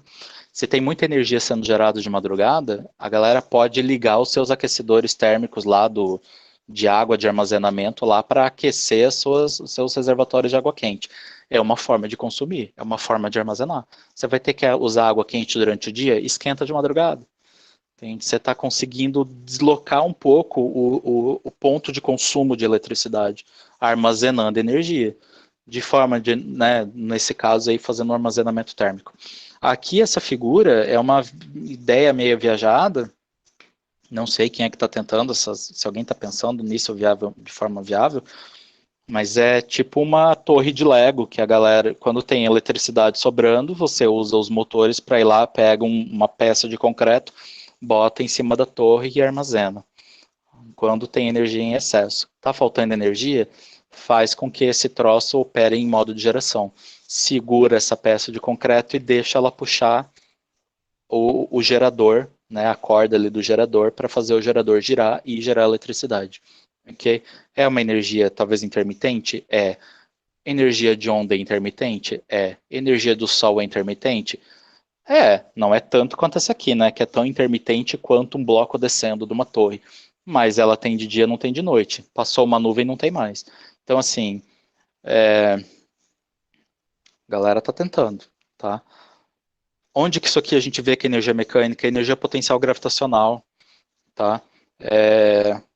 A gente consegue, penso assim, caiu um bloco desse em cima de mim, vai dar pancada? Vai dar pancada. Tá? Então, consigo converter diretamente, consigo pegar água morro abaixo num tubo e botar para girar uma turbina? Consigo converter energia potencial gravitacional em energia potencial, em trabalho de eixo. Okay? Tem outra energia aqui, tanto é que ele fala das potenciais, né? Mas tem energia elástica também. Energia elástica também é uma energia potencial. E eu penso a mesma coisa. Pego uma mola, aperto, boto e virada para mim. Solto, bate. Deu pancada? Deu pancada. Então, se deu pancada em mim, podia dar pancada numa pá de uma turbina e gerar trabalho. Ok? Tá. Aqui tem uma viagem. Então vamos fazer. Isso aqui é legal pra caramba. E as unidades? Gente, eu sei que vocês estavam pensando assim, mas professor, e essa unidade? Vamos ver. Então a gente tem pressão ali dividindo densidade, tá? Essa equação aqui, se a gente parar para lembrar, a gente tem que energia é só uma viagem extra, tá? É o extra do extra. A energia cinética é que isso aqui é quilojoule por quilograma, tá? A energia cinética, se alguém para na rua e pergunta qual que é a equação da energia cinética, é mv quadrado sobre 2. Qual que é a equação da energia potencial gravitacional? É mgh ou gz, tá? Aqui é como se a gente tivesse dividido pelas massas e sobrou esse ρ aqui embaixo, ok? Para fazer o quê? Dividir por quilograma. Mas vamos com calma, amor e carinho. Pressão. Vamos lá. Pressão é Newton por metro quadrado, né? É força por área. Newton é massa vezes aceleração. Massa é quilograma, aceleração é metro por segundo ao quadrado. E aqui eu já tenho o metro quadrado dividindo, então eu vou multiplicar pelo inverso. Ok? Então, isso aqui é Newton por metro quadrado. Vou fazer uma gambiarra aqui. Não sei se é a coisa mais didática, mas vou pegar aqui ó, e dividir por ρ. Vou até aqui. Dividir por ρ. Eu vou deixar o ρ aqui. Eu vou deixar o ρ aqui, porque agora eu vou trabalhar ele. Aqui eu tenho quilograma, metro. Dá para dizer que eu tenho quilograma. O que eu quero? Eu vou deixar do jeito que está. Quilograma, metro por segundo ao quadrado, vezes 1 sobre metro quadrado, dividido por o inverso de ρ. O Rho é a densidade, quilo é massa por volume. Então é quilograma por metro cúbico. Ok? Multipliquei pelo inverso. Daí aqui a gente pode brincar agora. Vamos brincar e ver o que dá. Aqui, este meu metro quadrado corta este metro cúbico aqui, porque daí sobra 1 metro, né? Eu tiro 2 ali, sobra 1. E daí, então, aqui ficou, aqui, quilograma corta com quilograma. E o que ficou aqui, no fim das contas, é metro quadrado por segundo ao quadrado. Que coisa é essa? Eita, peraí que tá acabando a bateria de uma das coisas aqui, só um pouquinho. Eu já tinha comentado com vocês isso no início da aula, que coisa é aquela ali. Daí a gente, agora, já que a gente está se perguntando, meu Deus, mas que coisa é essa? Agora a gente olha para o outro lado da equação. Tá? Do outro lado da equação, a gente tem o quê? A gente tem uma indicação... Vocês estão vendo as minhas coisas aqui ainda? Sim. Então tá. Do outro lado da equação, a gente sabe que a gente tem kJ por quilograma, porque foi dito que sim. Então vamos verificar se kJ por quilograma é igual a metro quadrado por segundo quadrado. Então vamos lá, kilojoule é o quê? Kilojoule por quilograma, joule é newton vezes metro por quilograma. Newton é quilograma, metro por segundo ao quadrado, vezes metro dividido por quilograma. Corta quilograma com quilograma, vai ficar metro quadrado por segundo ao quadrado. Ok, estamos felizes. Angústia? Alguém não entendeu algum passinho dessa bizarrice aqui? Só o cuidado que tem é não ignorar a coisa que foi colocada e lembrar que se está dividindo aqui nesse grande troço, a gente pode multiplicar pelo inverso. Resolve a vida. Que é o que eu fiz aqui, ó. Tá dividindo, multiplica pelo inverso, dá no mesmo. Ok? Ó, tá aqui, bonito. E eu ressaltei os quilos aqui, eu deixei os quilos aqui, tá? Ah, deixei nada, ó, que mandrião que eu fui aqui, ó. O quilojoule é quilonewton. Daí aqui, ficou faltando o quê? Ficou faltando um 10 ao cubo aqui, que é aquele quilo que tá ali, ó. Aquele quilo que tá ali tá aqui me incomodando, tá? E daí eu faço o que com isso? Não sei, peraí. Ah, tá. O que eu vou ter que fazer daí no fim das contas aqui, ó, não é malandragem não, tá? O que é a unidade de pressão para vocês? Para mim é quilopascal. Quilonewton. Eu vou trazer, ó, 10 ao cubo aqui, ó. Transformei o quilo em 10 ao cubo. Carrego até onde? Espera que eu vou carregar. Espera que eu vou carregar. Carrego até aqui. 10 ao cubo. E aqui então ficou o quê? Ficou metro quadrado por segundo ao quadrado vezes uma bizarrice aqui de um 10 ao cubo. Tá? Só carrega e vê se está tudo certo. Deu igual? Metro quadrado por segundo ao quadrado vezes 10 ao cubo igual a metro quadrado por segundo ao quadrado vezes 10 ao cubo? Então tá ok as tuas unidades. Ok? Tuas unidades estão ok. Eu tenho que cumprir a igualdade. O objetivo é cumprir a igualdade que eu estou falando que existe. Ok? Angústia? Parece que eu fiz uma traquinagem aqui? Ou tá de boa?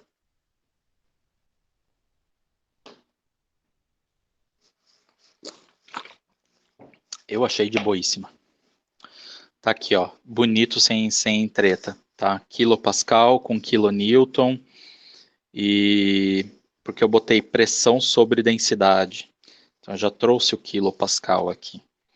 E daí ele sai bonito, ó, e fica em quilojoule por quilograma, como era aqui. Ok? Dá bonito. Esse aqui não vai dar bonito. Então vamos olhar com mais amor e carinho.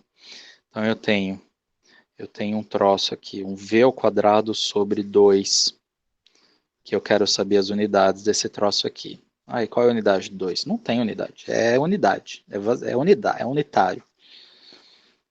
Eu tenho então aqui metro por segundo, unidade da velocidade ao quadrado, me resulta em metro quadrado por segundo ao quadrado. Sobrou alguma margem. Calma.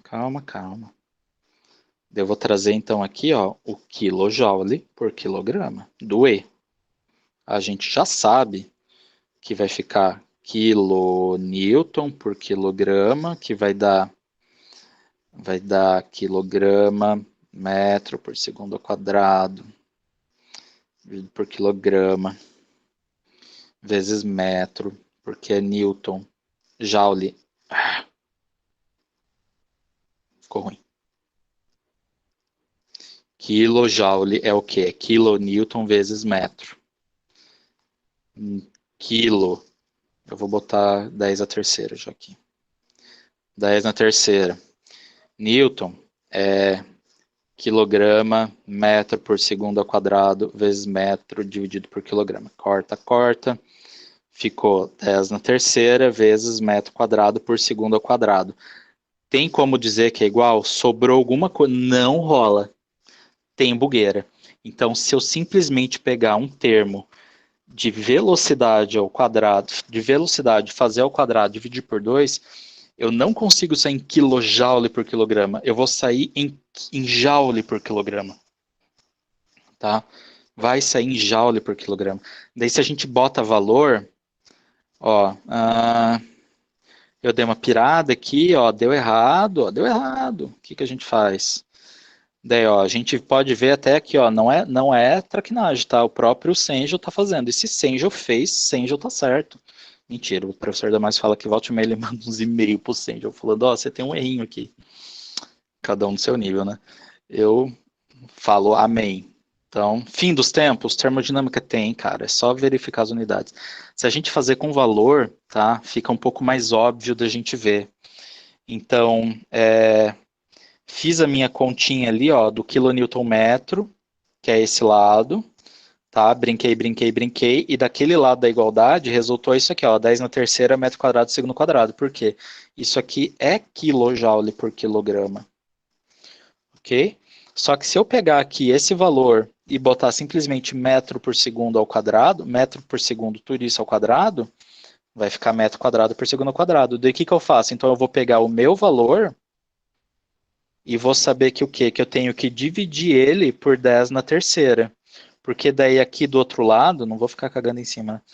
Do outro lado aqui, ó, se eu dividir por 10 na terceira, eu multiplico por 10 na terceira.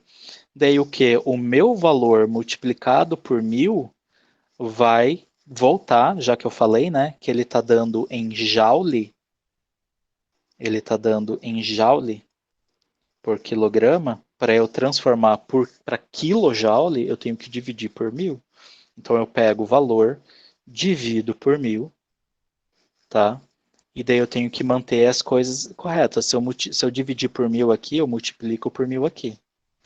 E daí fica bonito de novo. Daí isso aqui, esse 10 na terceira vai virar meu quilo.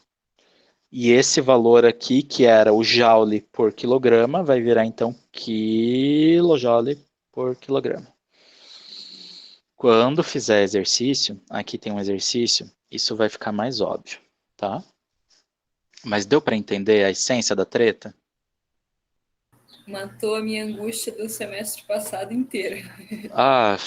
Cara, eu fico feliz de saber disso.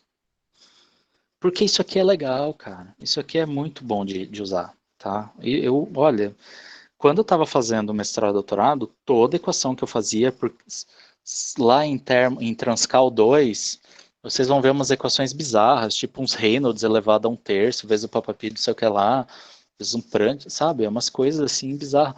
Se fizer a unidade das coisas e ver, aquilo ali a gente acha os próprios erros. E tem muito erro, tem alguns TCCs que a gente corrige, até os nossos próprios erros, que às vezes dá um erro de 1000. Por que está errando por 1000? Olha, mas é um número tão bonito de achar aqui, ó. Tá? Então a gente brinca com isso e resolve a nossa vida. Ok? Aqui também, ó, isso aqui também vai resultar em joule por quilograma. Então a gente tem que lembrar de dividir o valor que sai dali para virar quilojoule por quilograma. Mesma treta, tá? Não tenho um troço que me convença aqui. Aqui a única coisa que está fácil de resolver é o Pascal, porque a gente trabalha em quilopascal geralmente, ok?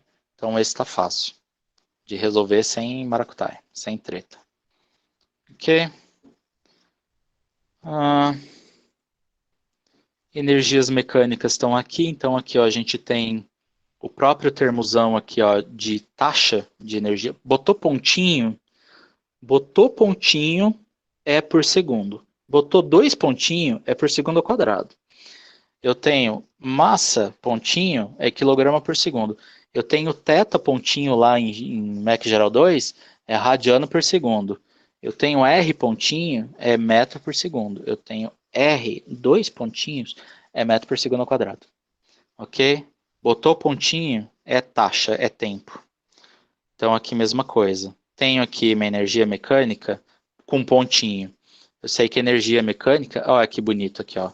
Tá aqui a vazão mássica, aqui, ó, tão bonitinha, que vai fazer o quê? Vai pegar os meus quilogramas por segundo e vai multiplicar meus quilojoules por quilograma de todos esses termos aqui dentro, tá? E vai virar o quê? Vai virar quilojoule por segundo, que é quilowatt. Tá ótimo, tá perfeito, tá bonitinho. Variação da energia mecânica.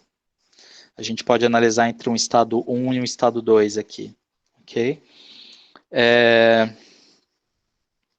Variação, cara, é como se a gente escrevesse todos os estados, P1 sobre ρ mais V1 quadrado sobre 2 mais GZ1 igual ao quê? P2 ao quadrado sobre ρ, entendeu? Bababá.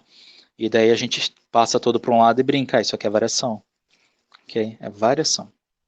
Então a gente pode ver, se a gente considerar que, né, eu quero ver qual seria a conversão máxima, plena, perfeita de energia que eu conseguiria ter aqui se eu tivesse uma máquina ideal. Então analisa qual que é a pressão aqui no ponto 1, é pressão atmosférica, aqui é pressão atmosférica, isso aqui cai fora. A velocidade do reservatório é relevante? Muito pequenininha, muito pouquinho, então corta fora. Tem diferença de altura relevante? Isso tem. Então, isso aqui seria o máximo de energia que a gente conseguiria extrair desse sistema, ok? Desconsiderando perdas, desconsiderando tudo quanto é tranqueira, tá? No mundo bem ideal, bonitinho. Exclui, tranqueira, isso aí. Aqui, mesma coisa, outra coisa embaixo. Ele é a mesma coisa. Aqui, tá, não é a mesma coisa.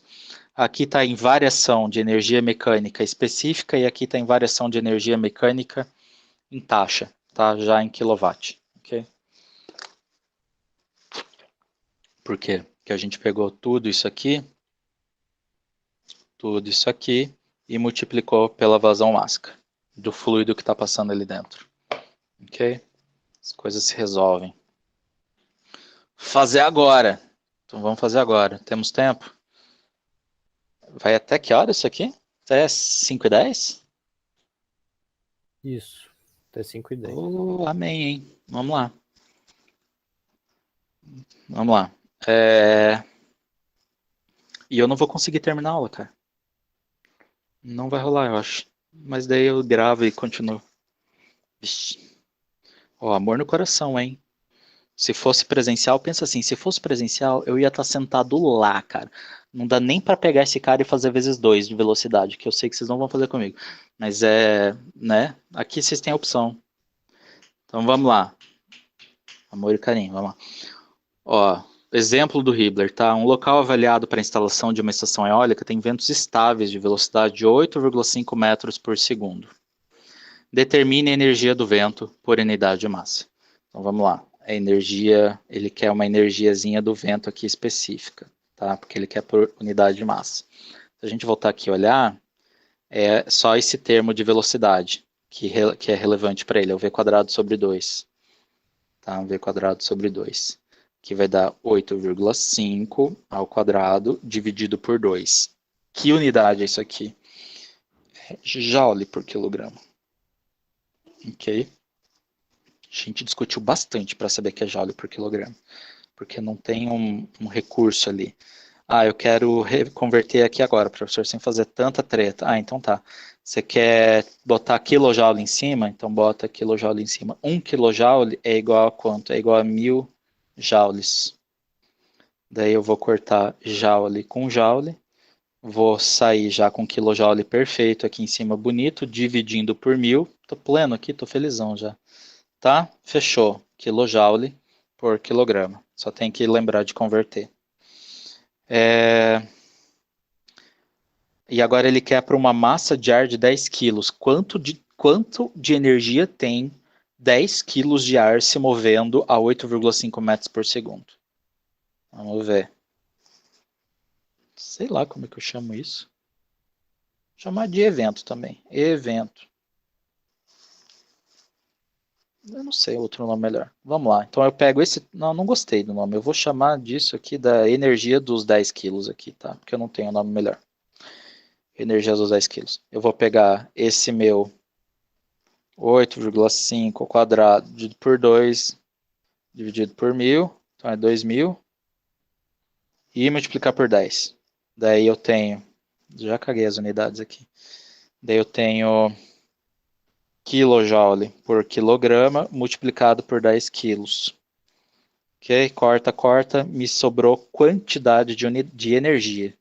Ok? Sobrou aqui no fim das contas em joule. Kilojoule só. Por isso que ele está perguntando a quantidade de energia. E o fluxo? Agora isso aqui é um pouco mais útil, tá? Não, é muito raro a gente trabalhar em... Eu acho, pelo menos. Kilojoule. Agora ali vai ser um troço mais útil. Agora vai ser a energia... Acho que vai ser o exão ponto aqui. Depois a gente vê. Então vai ser m ponto vezes v quadrado sobre 2.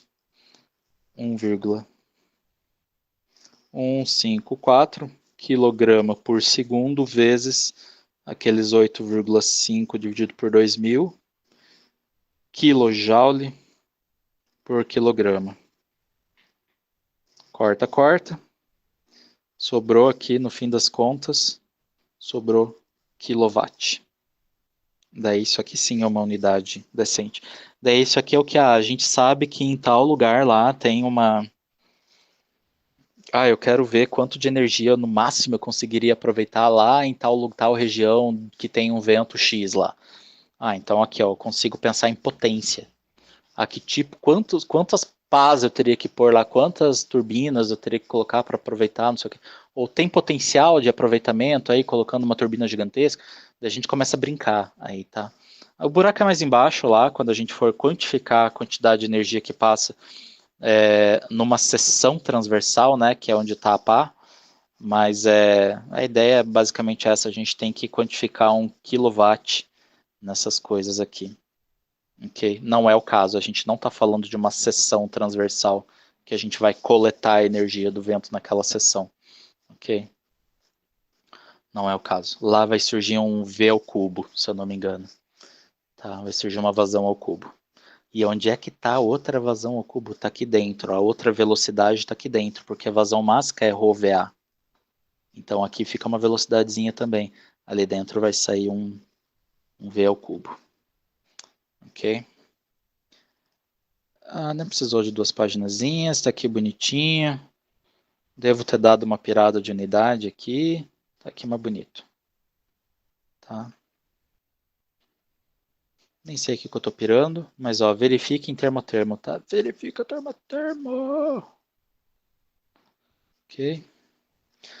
Aqui, ó. Eu olhei para isso aqui e perguntei para minha mãe, estava pensando, mãe, será que os jovens de hoje sabem? Nós, jovens de hoje, sabemos, né, o que é isso aqui? Eu falei, meu filho, claro, todo mundo conhece, mas ela não é um jovem de hoje em dia, né? Daí, por que eu quero fazer? E por que eu pensei nisso? Sei lá por que eu pensei nisso. Mas, ó, eu botei, então, um sistema fechado moderno aqui, ó. Tá, isso aqui é um ferro moderno. Para quem, né? Eu não passo minha roupa, eu sou um bom secador de roupa, então eu não preciso... Mas, enfim.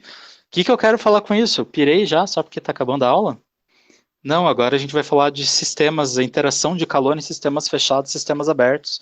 Ó que bonitinho aqui, ó, que bom sistema aberto, cara. Tá vazando massa desse negócio ali. Tá ótimo, excelente sistema aberto. Em sistemas fechados, tá? como que a gente consegue fazer a energia interagir num sistema fechado? A gente pode ou fazer trabalho, apertando ele, esmagando ele num pistão, apertando na mão, sei lá, fazendo uma força vezes um deslocamento, seja num pistão, apertando a bexiga, qualquer coisa, tá? A gente consegue aumentar a energia daquele sistema, porque a gente está botando trabalho ali dentro. Ou a gente aquece, a gente faz uma troca de calor. Tá? Foi difícil achar essa figura aqui de uma latinha no fogo, mas eu achei. Então, ó, aqui no caso do sistema fechado, como é que o calor, né, se transfere? A gente tem um sistema fechado, está lacrado, e o calor se transfere. Então, simplesmente, se é um sistema que permite a transferência de calor, ele vai permitir a transferência de calor. Tá? Tanto calor sai quanto calor entra. Ok? Isso vai surgir o quê? Em virtude de diferença de temperatura. Se existe diferença de temperatura, pode existir diferença. Olha, eu até diria que vai existir transferência de calor. Ok? A lei zero diz o quê? Tem a tal da lei zero da termodinâmica, né? Que fala que, né, acho que ela é tão fundamental que a galera fez a primeira, segunda, terceira, sei lá qual, e falou, putz, cara, mas isso aqui é mais básico que a outra, então vamos chamar de zero. Só vai haver transferência de calor se tiver diferença de temperatura. Se não tiver diferença de temperatura, não haverá transferência de calor. Nem por convecção, nem por radiação, nem por condução. Não vai, não rola, não acontece. Tá? Porque tudo nessa vida precisa de uma força motriz. Para o trabalho acontecer, a gente precisa de água morro abaixo, a gente precisa de mola descomprimindo, a gente precisa de pistão explodindo gasolina, a gente precisa de uma transformação, a gente precisa de uma força motriz. Tá? Para o calor fluir, a força motriz que ele precisa é diferença de temperatura. Para o elétron fluir, ele precisa de diferença de potencial. Para a umidade, para o perfume vir de um canto da sala para outro, a gente precisa de diferença de concentração. A gente precisa de diferença, tá? O universo vai acabar numa sopa morna, porque toda a energia vai ter dissipado, tudo. Daí não tem diferencial, não tem mais motivo de energia fluir de um canto para outro, entende? Então, enquanto houver acúmulo de energia, haverá vida, haverá briga contra a entropia, ok? Aqui, pessoal, faltou para a gente complementar a ideia da aula, a gente falar ainda sobre calor, a gente comentar sobre sistemas adiabáticos. Então, isso aqui é um termo que é bastante importante quando a gente vai falar de transferência de calor ou de fazer os estudos com processos que envolvem, às vezes, compressão ou expansão. O termo adiabático vai aparecer bastante na nossa conversa. Ele quer dizer que não existe troca de calor. Tá? Então, da mesma forma que a gente decora não, né? Ou aprende tipo, os termos como isovolumétrico, isobárico, isocórico, isotérmico, a gente vai aprender, a gente vai assimilar o adiabático, ok? Então, um sistema adiabático é aquele sistema que não troca calor com a sua vizinhança. Um processo adiabático é aquele em que não ocorre transferência de calor com a vizinhança, ok? Então, basicamente, esse o princípio. A gente vai conversar ainda sobre processos, né, adiabáticos, porque isso causa implicações bem interessantes na substância que a gente está trabalhando. E é basicamente isso. Tá? Então, é só um termo importante, por enquanto, que a gente tem que assimilar. Então, eu até deixei esse desenho desse pistão, porque a gente pode imaginar que ele sendo adiabático, se a gente faz uma compressão, a gente vai ter um aumento, a gente está adicionando energia, né, na forma de trabalho dentro dessa substância, e a gente não dá a oportunidade que ele dissipe, que essa substância dissipe calor para a vizinhança. Então ela vai aumentar de temperatura, certo? Algumas compressões a gente pode pensar em compressão isotérmica, se a gente considerar que é um sistema que troca calor com o ambiente, tá? E a gente vai fazer a compressão em passinhos bem pequenos. Então a gente dá um passinho de compressão, e o gás, a substância vai esquentar, a gente deixa com que ela troque calor com a vizinhança, e daí depois, e volte a entrar em equilíbrio térmico com a vizinhança, daí a gente dá um outro passinho de compressão, tá? Então isso é um exercício mental que a gente pode fazer para compreender ou para discutir algum tipo de processo, tá? No fim das contas, discutindo esse tipo de processo, a gente aprende bastante sobre o comportamento da substância, sabe? É algo bem interessante. Deixa eu ver o que falta falar aqui.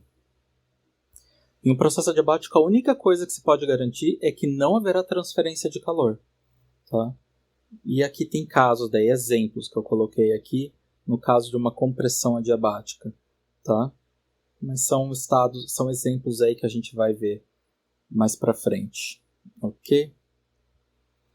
Uma outra forma de transferência de calor, como a gente já tinha comentado aqui nessa figurinha, né? Que é, se a gente tem um sistema fechado, a gente pode ter transferência de energia para esse sistema fechado de duas formas. Ou realizando o trabalho, né, tipo, apertando as fronteiras desse sistema, como essa bexiga faz, ou como aquele pistão ali da outra figurinha faz, ou fazendo transferência de energia na forma de calor. A gente aumenta a temperatura de um lado, na vizinhança, alguma coisa assim, e a gente deixa o calor fluir da vizinhança para dentro, ou faz o contrário. Que nem nesse caso aqui, que o calor sai da latinha e no outro o calor entra. Ok? Então aqui, ó, se a gente apertar esse sistema, a gente está invadindo a fronteira, a gente está mexendo na fronteira desse sistema, então a gente realiza trabalho. Ok? Então, ó, o trabalho é a transferência de energia associada a uma força que age ao longo de um deslocamento. Ok? A energia ela pode atravessar a fronteira de um sistema fechado na forma de calor ou de trabalho, como a gente mostrou lá em cima.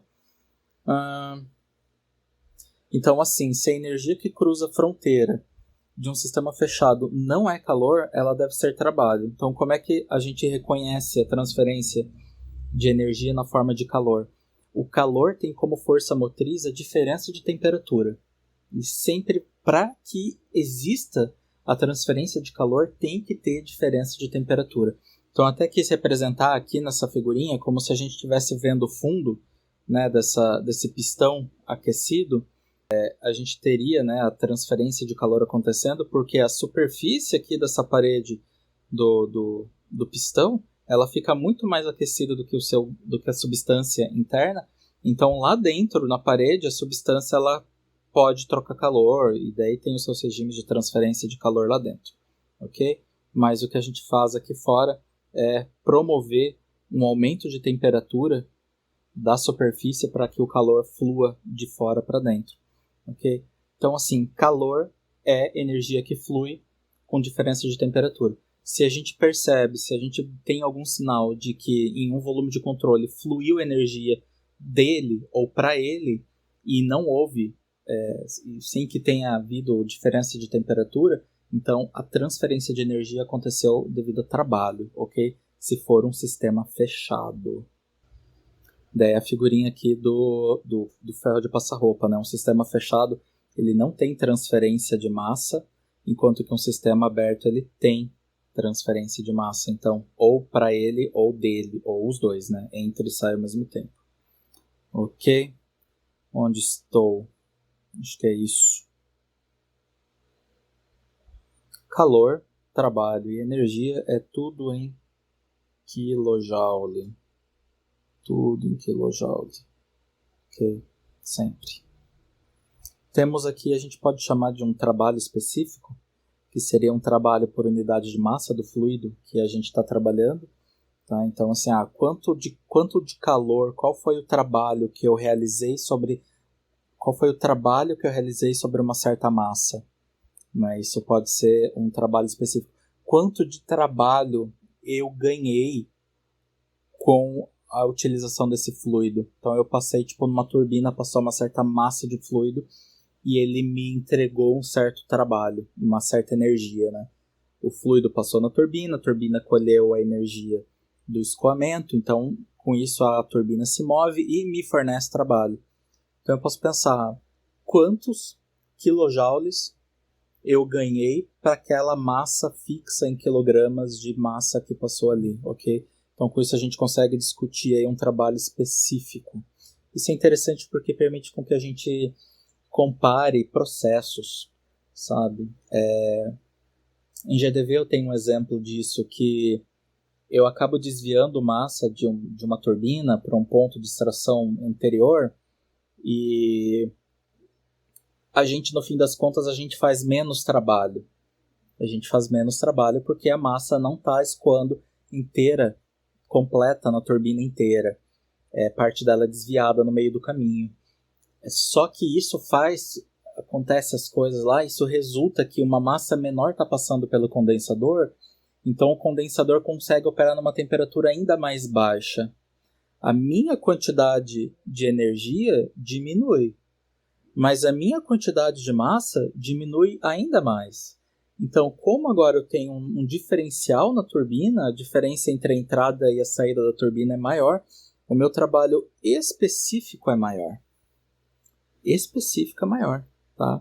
Isso é coisa que eu peço lá em GDV, que é assimilado aqui em termodinâmica, tá? Então talvez eu esteja quebrando totalmente a sequência lógica das coisas, mas eu quis exemplificar por que isso pode ser relevante, ok? Ter um trabalho específico. A gente pode, da mesma forma que a gente trabalha e que a gente estuda a quantidade de trabalho exercido por uma massa, a gente pode considerar a quantidade de trabalho exercido no intervalo de tempo, ok? E daí a gente tem a potência. Tá? Eu acho que eu já dei um exemplo ali de Fusca e Ferrari, coisa assim. Então aqui a gente teria kJ por segundo, que é a mesma coisa que kilowatt, ok? E aqui eu queria ter colocado mais figurinhas, não coloquei, mas eu quero representar aqui que para que exista trabalho, tem sempre que existir alguma força motriz, alguma diferença de algum potencial, de alguma variação de energia, alguma coisa tem que acontecer. Então, aqui nesse caso, eu tenho que ter ou uma variação de energia potencial gravitacional na usina hidrelétrica, ou uma diferença de potencial elétrico, ok? Também é algo que eu posso ter. Se for uma turbina Pelton que trabalha lá com diferenças, né, com velocidade, eu tenho que ter uma variação de velocidade, então seria uma variação de energia cinética, uma variação de energia potencial gravitacional, uma variação de potencial elétrico. O que mais que dá para fazer trabalho? Uma variação de energia potencial elástica, até com diferencial de umidade dá para fazer trabalho, tá? Até tem um negocinho aí, um videozinho no YouTube que eu até pensei em procurar, mas eu achei que eu não cabia. Mas se quiserem, procurem aí por... Então é isso, para que exista trabalho tem que ter uma diferença, uma variação de energia. Ok? Muito obrigado.